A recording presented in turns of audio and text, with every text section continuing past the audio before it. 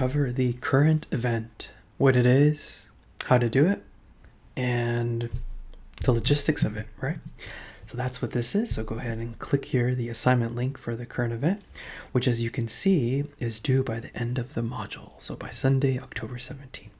So here is the task. First of all, a little bit of background.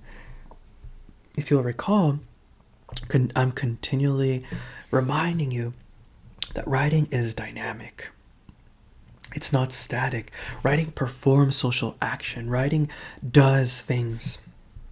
Everything from the wedding invitation that lets guests know about the wedding and invites them, to the opinion piece that moves to persuade you to ditch that gasoline car and get yourself an electric vehicle.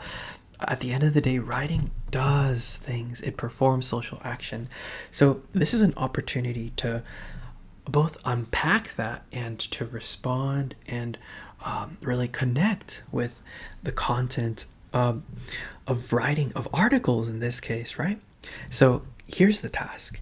You're going to find a current article. So yes, something written, right? Not a video, something written. You're going to find a current article of anything that you care about. If you're into video games, then find an article that pertains to video games. If you're into music, maybe a band is back on tour or they just released a new album and you find an article on that. If you're into sports, maybe it's about how the Dodgers are doing or how it's going with the football season that's now in full swing. If you're into healthcare, then talk about how things are going with our current pandemic or anything like that, or just find an article of anything you care about. If you're into movies, what's happening with the world of movies. Just the trick is to find something that you care about. This is not supposed to be boring. So, and of course it has to be from a credible source. So nothing from the Inquirer about some celebrity giving birth to twin werewolves or anything like that. So it has to be a credible source about something that you care about. And you're going to write your current event. You're just going to write and you're going to tell me this. What is it about? What's happening in the current event? Why does it matter? Surely it's important since you chose it, right? Since it matters to you, right? So tell me why. Why is it important? Who is affected? How does the story do its rhetorical work? Okay, so here we're going to take a little parentheses. Rhetorical work, what is that? Well, first of all, the word rhetoric is the art of persuasion in speech or text. Now, when we say rhetorical work, it's one of those things where you have to work backwards. And first of all, you have to determine what is the writer trying to do in this article. Let's say you're on the sports section of Los Angeles Times and you're looking about an article that is saying like why Mookie Betts is such an invaluable player for the Dodgers and why he's so important. So it's like, what's the writer trying to do in that article? Well, he's trying to let us see just how invaluable Mookie Betts is and why it was important that that they traded him into the Dodgers, right? Why he's so invaluable. If that's the purpose, the objective of the writer, then when we say rhetorical work is how is the writer trying to achieve that objective, right? It's one of those things we have to work backwards. If you look down here where it says rhetorical devices, I'm going to show you some common tools, some common devices that are used to achieve a writer's purpose, right? These are rhetorical devices. So mini lesson. Are you ready? So the first one is called logos. If you look at these three letters, log, I like that a lot. It's a good way to remember it, that it's an appeal to logic. So anytime you see something like figures or numbers or charts, something that is appealing to logic, then that's an appeal to logos. Like for example, if we return to the same example of the article about why Mookie Betts is such an invaluable player for the Dodgers, and maybe they're including like percentages like RBI averages or just numbers and figures and charts, then they're appealing to our logic, and that is a move of logos. The next rhetorical device that we have is ethos. And again, the first three letters, ETH, eth, will help us to remember that this is an appeal to ethics. What is ethics? Ethics is what looks at something being right and wrong. It considers just how right, just how just how correct something is, whether it's just or right. Yeah. What ethos also does is that it establishes the speaker or author as a credible or valuable source. So let's talk about these two. First one, in the case of ethos appealing to ethics. Let's say, for example, you're reading an opinion piece in Los Angeles Times, and it's talking about the plastics seeping into the ocean and how the animals are choking on them. And for example, the soda can plastic rings are getting around the neck of turtles. So establishes it as, this is so wrong, this is so unjust, this should not be happening. That's an appeal to ethics. That's ethos, right? That's the writer using ethos. An example, the case of establishing the credibility or value of the source. I have an example for you. So a couple semesters ago in my class, we looked at Dr. Martin Luther King's speech of I Have a Dream, which he presented in front of the Lincoln Memorial on the March on Washington. And the way that Dr. Martin Luther King was presented and brought to the stage, he was presented as such. Ladies and gentlemen, with you, America's moral leader. You see that? America's moral leader. So they introduced him as such, thus establishing as someone righteous, as someone worthy of listening to, of somebody who has value in what they're going to say, somebody being an authority, somebody being credible. Yeah? Considering that I Have a Dream speech was about equality and justice, right? For African Americans. And so it's like, listen to this man. He has value in what he's going to say. He's a credible source. So you see that move, that way that he was introduced, that was actually a move of ethos. So remember that. Ethos is both an appeal to ethics and also is establishing the author or speaker as a credible or valuable source. I had this little sentence like a little bit more unethical.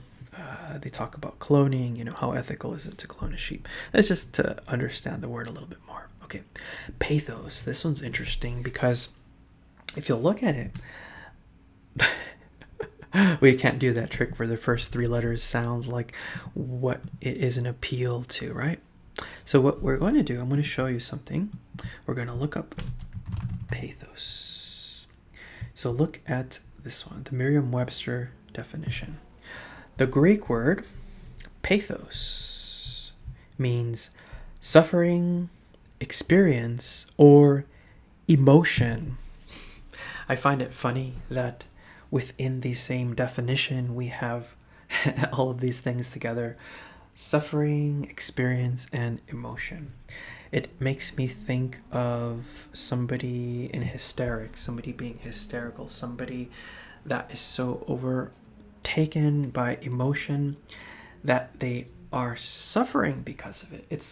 I thought that was interesting. It's funny that it's in the same definition.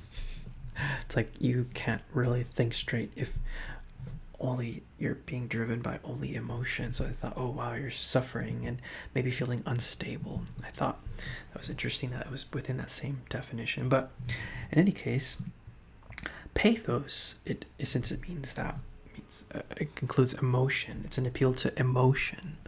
So, for example, if we return to our hypothetical example of the article that is talking about how plastic is seeping into the ocean and it's harming the animals. So maybe they're giving like graphic, ugly details of how the animals are suffering because of our doing and our getting plastic into the ocean, right? So if it's tugging at our heartstrings, it's making us sad, it's making us feel, oh, this is horrible. So that is an appeal to emotion. That is pathos. Okay, so now that you are armed with these rhetorical devices, feel free to utilize these terms when we talk about how is a story using its rhetorical work. So all we're saying is, first of all, what is the writer trying to do in this article? And then we want to work backwards. How is the writer doing this objective that they are seeking to fulfill, right? Within the writing. You see, it always comes back to writing is doing something. It performs social action. It is dynamic. It's a powerful force. It does things. So that's all this is saying, is how is the writer doing whatever their objective is, right? Are they using numbers? Are they using figures, which is logos? Are they tugging at your heartstrings or making you feel elated or excited, which is appeal to emotion, which is pathos? Are they helping you see how right or wrong something is and how just something is? Then that's an appeal to ethos, right? What genre of writing? Okay, so again, we return to you looking at your article. Consider what type of genre is it. If it's an expository piece that has the job of exposing information, let's say it's a front page article about maybe, I don't know, some successful voyage on a cruise ship. Then it's exposing us to that information, right? Okay, so consider that. What's the type of work? Because this goes hand in hand with what is the type of work that the article that you chose is trying to do. You know, how do you know what genre it is, right?